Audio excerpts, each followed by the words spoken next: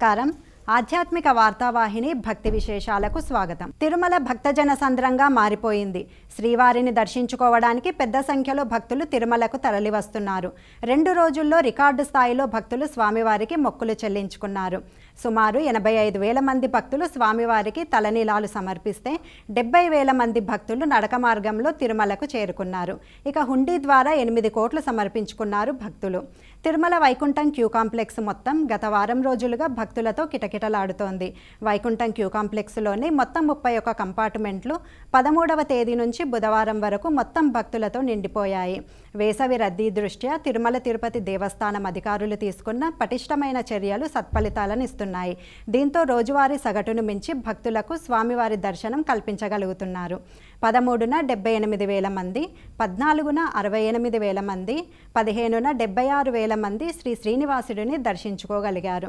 16వ తేదీ శనివారం నాడు 90,000 మంది స్వామివారిని దర్శించుకోగా 17, 18 తేదీల్లో మరో 80,000 మంది చొప్పున స్వామివారిని దర్శించుకున్నారు. 19న 85,000 మంది దర్శించుకోగా బుధవారం కూడా 80,000 మందికి పైగా భక్తులు శ్రీ వెంకటేశ్వర స్వామిని దర్శించుకున్నారు. వైకుంఠం క్యూ కాంప్లెక్స్ మొత్తం భక్తులతో నిండిపోవడంతో టోకెన్లు లేని భక్తులకు స్వామివారి సర్వదర్శనానికి 24 గంటలకు పైగా సమయం పడుతుందని తిరుమల తిరుపతి దేవస్థానం అధికారులు తెలిపారు.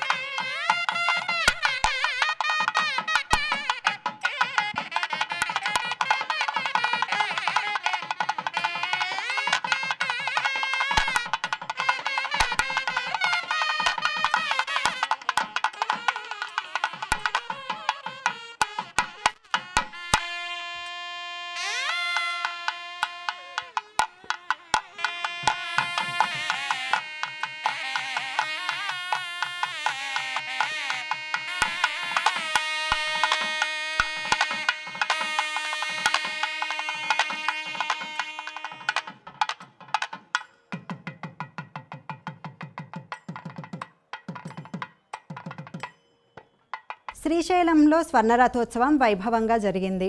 ఆరుద్ర నక్షత్రం సందర్భంగా వేకువజామున శ్రీ మల్లికార్జున స్వామికి మహాన్యాసపూర్వక ఏకాదశ రుద్రాభిషేకం, అన్నాభిషేకం నిర్వహించారు. అనంతరం స్వర్ణరథోత్సవంలో స్వామివార్లను అధిష్ఠింపజేసి ప్రత్యేక పూజలు చేసి కర్పూర హారతులు సమర్పించారు.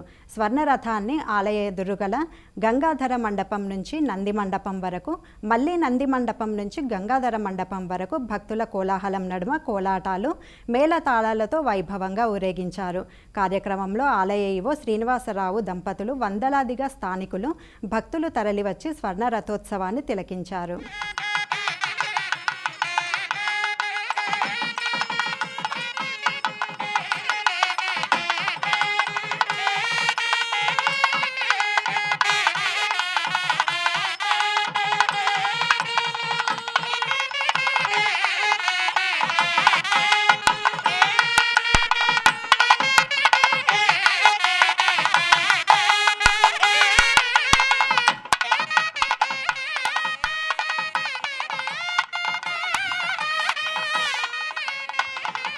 చిత్తూరు జిల్లా కుప్పంలో శ్రీ ప్రసన్న తిరుపతి గంగమాంబ జాతర వైభవంగా జరుగుతోంది.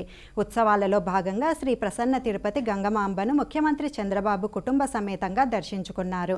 రోడ్డు మార్గంలో శ్రీ ప్రసన్న తిరుపతి గంగమాంబ ఆలయానికి చేరుకున్న సీఎంకు అర్చకులు సంప్రదాయబద్ధంగా స్వాగతం పలికారు. జాతర సందర్భంగా అమ్మవారికి కుటుంబ సమేతంగా పట్టు వస్త్రాలను సమర్పించి ప్రత్యేక పూజలు నిర్వహించి మొక్కులు చెల్లించుకున్నారు. మరోవైపు అమ్మవారి దర్శనానికి భక్తులు భారీ సంఖ్యలో తరలివచ్చారు. దీంతో ఆలయ ప్రాంగణం భక్తులతో సందడిగా మారింది.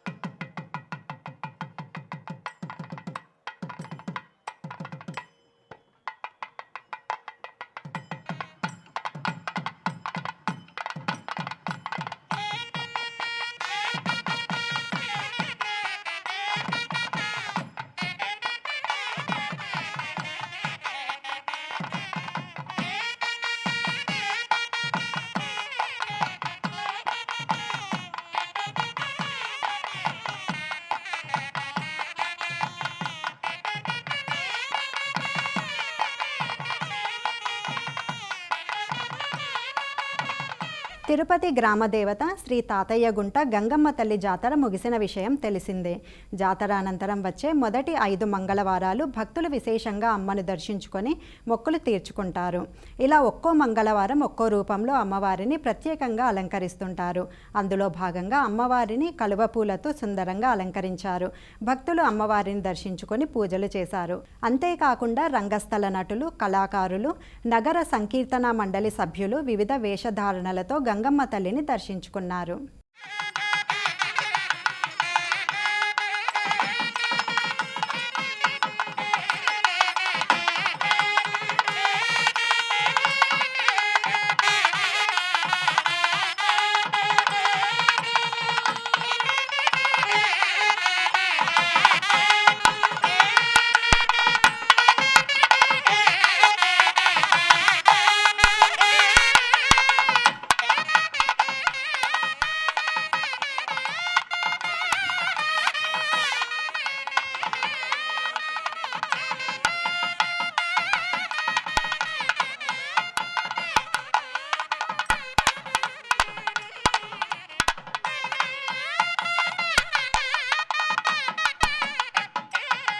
వరంగల్ శ్రీ భద్రకాళి అమ్మవారిని కంచి కామకోటి పీఠాధిపతి శ్రీ శంకర విజయేంద్ర సరస్వతి దర్శించుకున్నారు. అనంతరం స్వామీజీ గంటపాటు ఆలయంలో అమ్మవారికి ప్రత్యేక పూజలు చేశారు. స్వామీజీ కోసం పెద్ద సంఖ్యలో భక్తులు తరలివచ్చారు. మరోవైపు రాష్ట్ర దేవాదాయ అటవీ పర్యావరణ శాఖ మంత్రి కొండా సురేఖ భద్రకాళి అమ్మవారిని దర్శించుకున్నారు. తొలుత ఆలయ అర్చకులు, అధికారులు మంత్రికి పూర్ణకుంభంతో స్వాగతం పలకగా ఆలయంలో జరిగిన పూజా కార్యక్రమంలో పాల్గొన్నారు.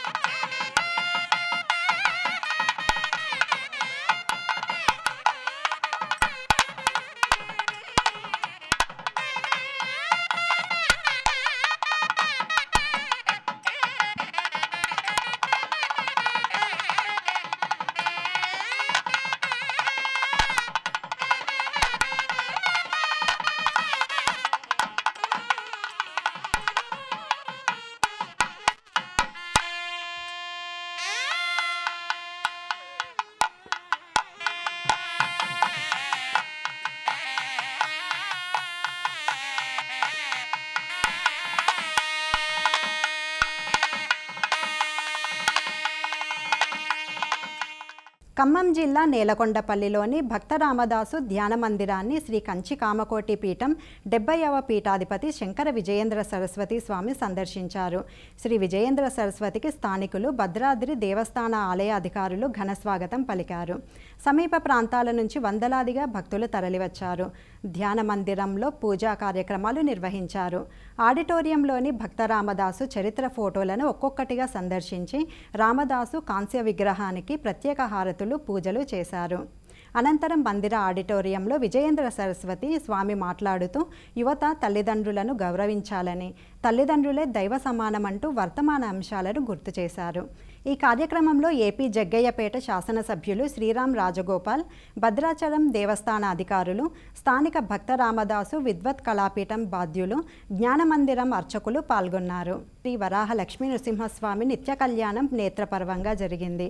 ఆర్జిత సేవల్లో భాగంగా ఉత్సవమూర్తి గోవిందరాజస్వామిని ఉభయ దేవరులతో మండపంలో అధిష్ఠింపజేశారు. భక్తుల గోత్రనామాలతో సంకల్పం చెప్పి పాంచరాత్రాగమ విధానంలో విశ్వక్సేనారాధన, పుణ్యాహవచనాలతో కార్యక్రమానికి శ్రీకారం చుట్టారు. కంకణధారణ, నూతన యజ్ఞోపవీత సమర్పణ, జీలకర్ర, బెల్లం, మాంగళ్యధారణ, తలంబ్రాల ప్రక్రియలను కమనీయంగా జరిపించారు. మంత్రపుష్పం, మంగళశాసనాల తర్వాత భక్తులకు వేదాశీర్వచనాలు, శేషవస్త్రాలు, స్వామివారి ప్రసాదాలను అందజేశారు.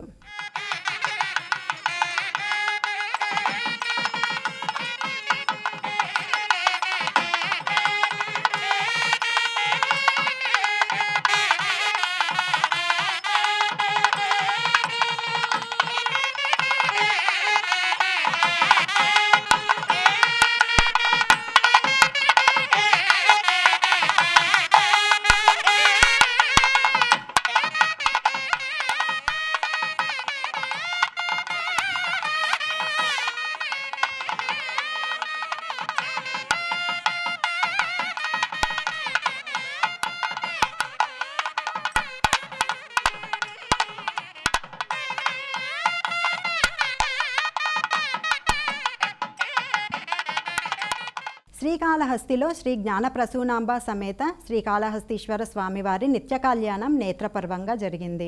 తొలుత ఉత్సవమూర్తులను పలు రకాల పుష్పాలతో శోభాయమానంగా అలంకరించి ప్రత్యేక వేదికపై కొలువుదీర్చారు. కలశ ప్రతిష్టాపన అనంతరం గణపతి పూజ, నవగ్రహ పూజ, కంకణధారణ పూజ, యజ్ఞోపవీత పూజ నిర్వహించారు. అనంతరం స్వామివార్లకు కర్పూర హారతులు సమర్పించి వేద మంత్రోచ్చారణలు, మంగళ వాయిద్యాల నడుమ స్వామి అమ్మవార్ల పరిణయోత్సవాన్ని కన్నుల పండువగా నిర్వహించారు.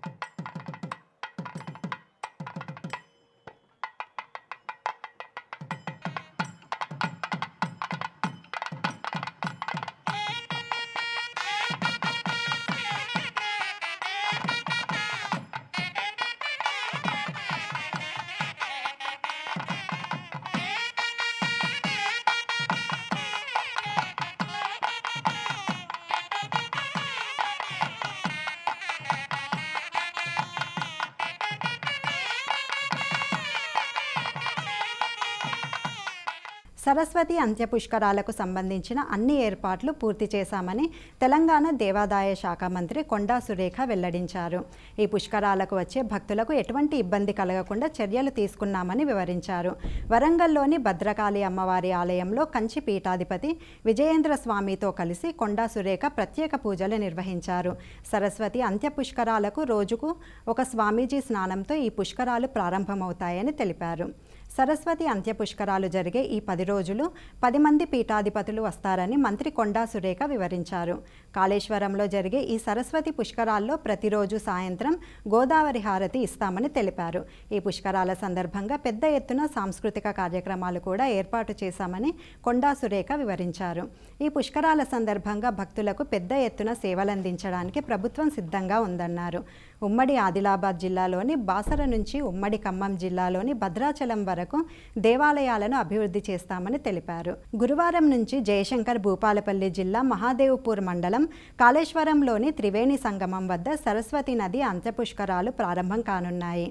జూన్ 1వ తేదీ వరకు మొత్తం 12 రోజుల పాటు ఈ అంత్యపుష్కరాలు జరగనున్నాయి. రేపటి నుంచి సరస్వతి పుష్కరాలు జరుగుతున్న శుభ సందర్భంలో మరి మొదటి స్నానము పొద్దున 5:41 ముహూర్తం ఖరారవడం జరిగింది. ఆ సమయంలో మరి పుష్కర స్నానం చేయడానికి కంచి పీఠాధిపతులైనటువంటి శ్రీ శ్రీ శ్రీ విజయేంద్ర సరస్వతి స్వామి గారు మరి వేంచేస్తున్నారు. మరి వారు ఒక రోజు ముందే వరంగల్కి వచ్చి ఇక్కడ 1000 స్తంభాల గుడిలో అభిషేకం చేసుకొని భద్రకాళి అమ్మవారిని దర్శించుకొని మరి కాళేశ్వరం వెళ్ళి ఈరోజు రాత్రి అక్కడ నిద్ర చేసి ఉదయం ఆ యొక్క పవిత్ర స్నానం మొదలు పెట్టడం వారితోటే జరుగుతుంది. మరి ఆ కార్యక్రమంలో భాగంగా వారు ఈరోజు వరంగల్ పట్టణానికి రావడం జరిగింది. ఇది మనకు అందరికీ కూడా మహాభాగ్యంగా చెప్పుకోవాల్సిన అవసరం ఉన్నది. మరి పుష్కరాలు గతంలో ఆది పుష్కరాలు చాలా పెద్ద ఎత్తున సరస్వతి పుష్కరాలు విజయవంతంగా చేయగలిగాము. కానీ అప్పుడు కొంత వర్షాకాలం ఉండడం వలన భక్తులకు ఇబ్బంది జరిగింది. మళ్ళీ ఈసారి అంత్య పుష్కరాలు 21 నుంచి వచ్చే నెల 1 వరకు కూడా నిర్వహించబడతా ఉన్నాయి. దీనికి గాను ప్రభుత్వం నుండి 30 కోట్ల రూపాయలు కూడా మరి ముఖ్యమంత్రి గారు కేటాయించడం జరిగింది. అక్కడ పనులన్నీ కూడా పూర్తి చేసి అన్ని సౌకర్యాలు కూడా భక్తులకు ఏర్పాటు చేయడం జరిగింది. ఇవి ఈనాటి భక్తి విశేషాలు. తదుపరి ఆధ్యాత్మిక వార్తావాహిని భక్తి విశేషాల్లో మళ్ళీ కలుద్దాం. అంతవరకు సెలవు. నమస్కారం.